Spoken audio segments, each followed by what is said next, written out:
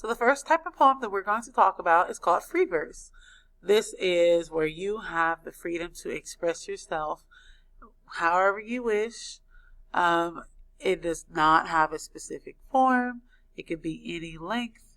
It does not have to rhyme. It's just what it sounds like. It is free. You have no set rules. Punctuation can really take a vacation. And so you don't have to worry about anything in this type of poetry.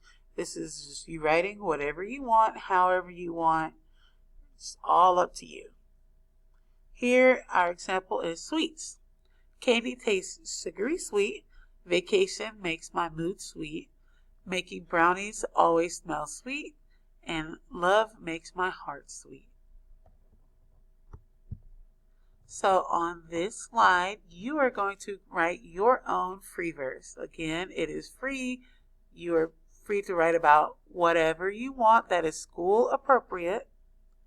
You can write the lyrics to your favorite song. You can write whatever is on your mind. You can write how you're feeling today. Completely up to you.